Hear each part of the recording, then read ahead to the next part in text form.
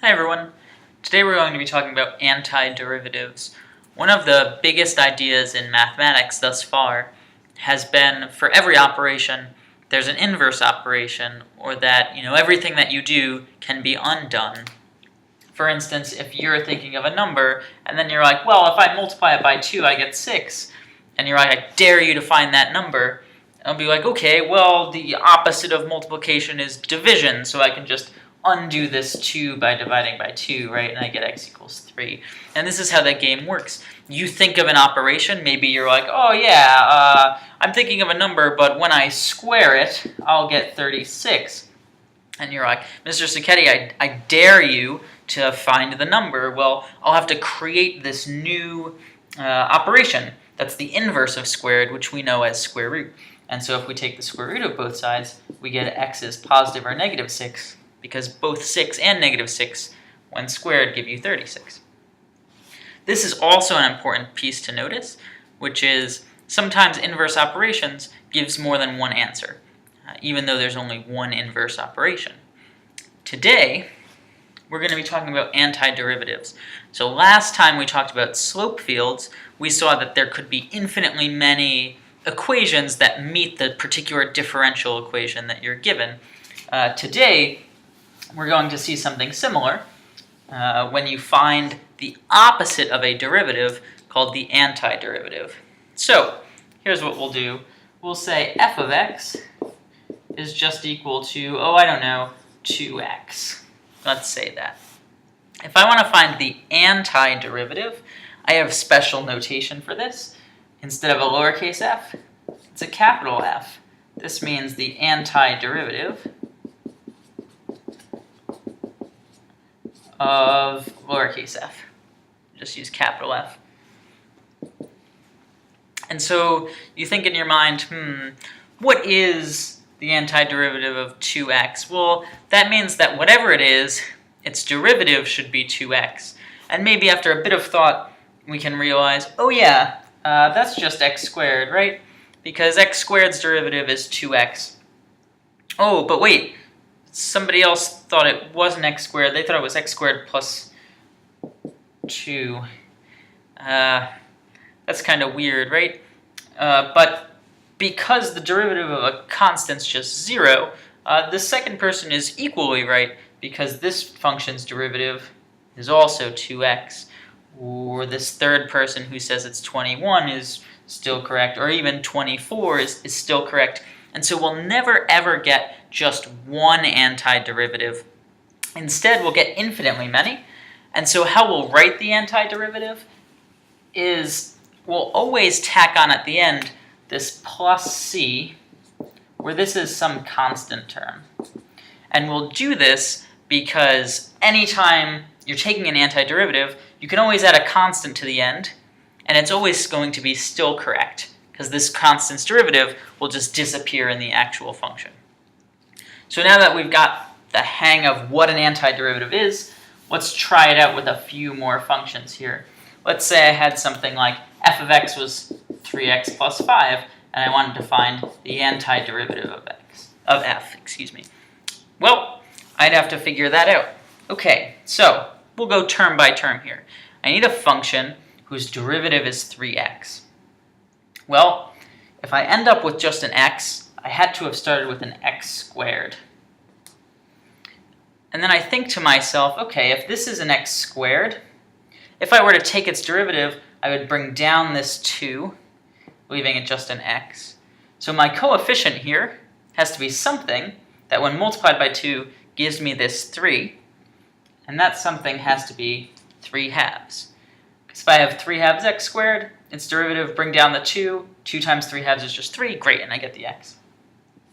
Next, I need something whose derivative is 5, and that can just be 5x, hopefully not too bad.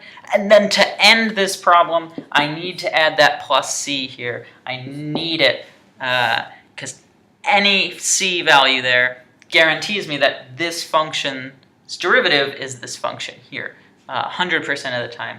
So since the question is asking for all antiderivatives, I need the plus c there. Okay? So far, maybe not too bad, but let's try to step it up we always like generalizations and rules. So let's say we had f of x is equal to x to the power of n. We wanted to find this antiderivative. Well, we know, just as a side note to ourselves, that if I wanted to find f prime of x, I could, and it would just be n times x to the n minus 1. What's interesting about that is f is actually the antiderivative of f prime. And so we can backwards engineer what we think the antiderivative of f should be by looking from here to here. If we look at from here to here, we can notice something. We started at x to the n minus 1. We ended at x to the n. So we added 1 to the power. So if we want to figure out the antiderivative of x to the n, it's probably going to have an n plus 1 as our exponent there. Next, we have to figure out what should go out in front here. You notice that this went from an n to just a 1. To get from n to 1, we divide by n.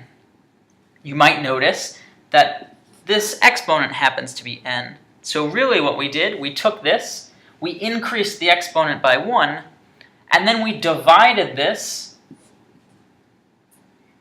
by our new exponent, n, to get just a 1 here out in front. So if I take this and divide it by n plus 1, I can now check if this function's derivative is actually this function. So first, let me remember the plus c, that's an important thing. And next, let me rewrite this so that it looks like 1 over n plus 1 times x to the n plus 1 plus c. Well, if I were to take this derivative of c is 0, that's great. The derivative of this piece, I bring down the n plus 1, so I get n plus 1 over n plus 1, which is just 1, and I subtract 1 from the power and I get just n. Awesome. So this is for sure our antiderivative of x to the n. Let's use this fact to try one other problem here. Let's say I had some g of x that was equal to 1 over x squared. Now you might be thinking, oh, this is totally different. I have to use a quotient rule, something like that. But you should notice that anytime the denominator is just an x with an exponent, and the numerator is just some constant, I can rewrite this as x to the negative second power in this case, or in general x to the negative n times whatever constant that is. So I can now use my formula that I have here to find the antiderivative. The antiderivative of g of x is going to be capital G of x. Since that was x to the negative second, what I'll do is I'll increase the exponent by 1, making this x to the negative first, and divide by that new exponent, right? Give me a 1 over n plus 1 here, so a 1 over negative 1. And then remember my plus c. This 1 over negative 1, I'm just going to rewrite as a negative sign. And you can test this out. If you were to take the derivative of this guy, well, the derivative of c just disappears. The derivative of negative x to the negative first, you bring down the negative 1, it becomes positive. You decrease the power by 1, and it becomes x to the negative second. Great. Let's try one more to make sure that we've got the hang of this. I'm going to erase these guys now.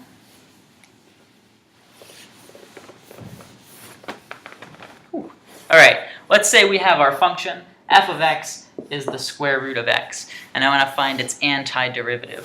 Well, again, I'm going to notice that square roots are just exponents, so this is actually x to the 1/2 power, and I'll just use my formula. I'll take my x, I'll increase its exponent by 1, this becomes x to the 3/2. I'll then multiply that by 1 over the new power, 1 over 3/2.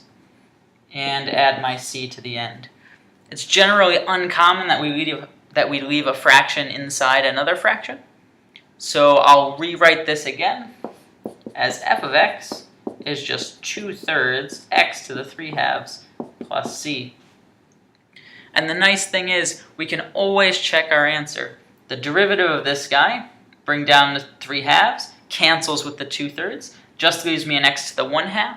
That's perfect. That's exactly what I wanted here.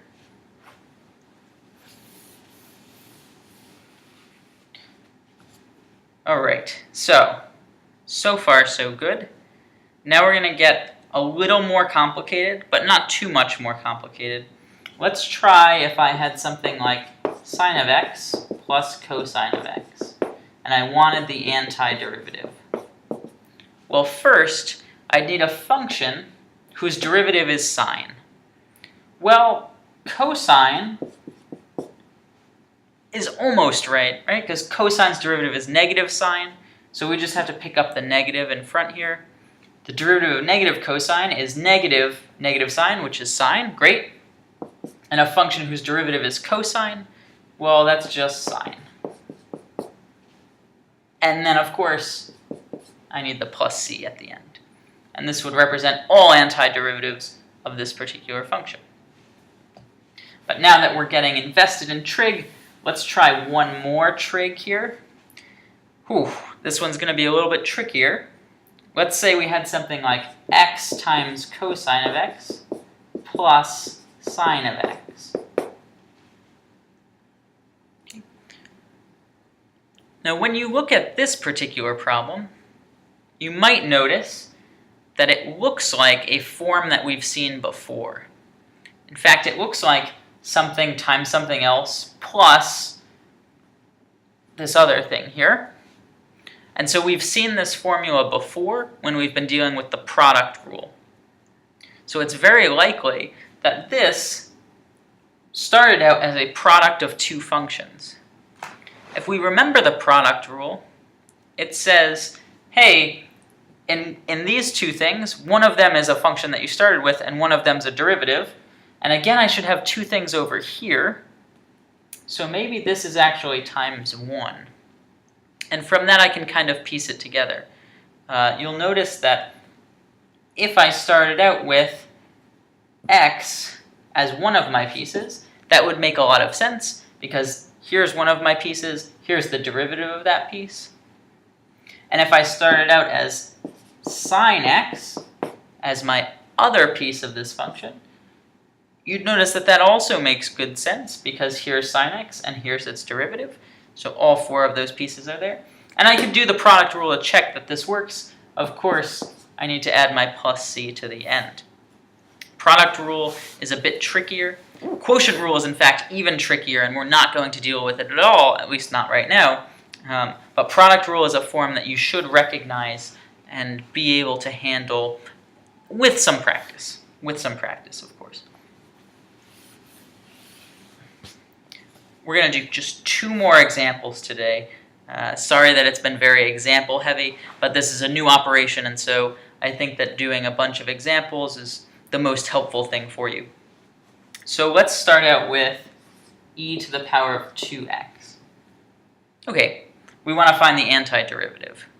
We know the antiderivative of just e to the x because e to the x never changes. So it's a good bet that e to the 2x will be there. But this can't be quite right, because the derivative of e to the 2x is e to the 2x times 2, because we need to use the chain rule here. So I need to figure out, okay, if this derivative is e to the 2x times 2, I need something that will cancel out that times 2, because I don't have it up here. And that something is just a 1/2, because 2 times 1/2 is 1, and that's what appears here. So as long as I add my c, this is my antiderivative, all possible antiderivatives of this function. All right, and now the grand finale, our last one for just now. Let's have this function, 2x times cosine of x squared. All right, now this looks much more challenging than past problems we've seen, but what you can do here is recognize that the derivative of x squared is 2x. And this is interesting because x squared is our inside function, right? We notice we have a function inside another function.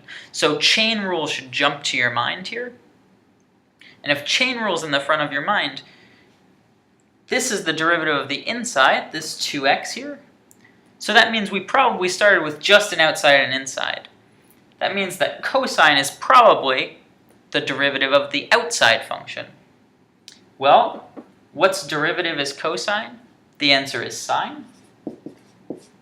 So if we have sine of x squared, maybe this is our guess, and we notice that, hey look, sine of x squared's derivative is just cosine of x squared times 2x, because it's the derivative of the inside. So perfect, this works out. And if I want to find all antiderivatives, again, I'll just add the c.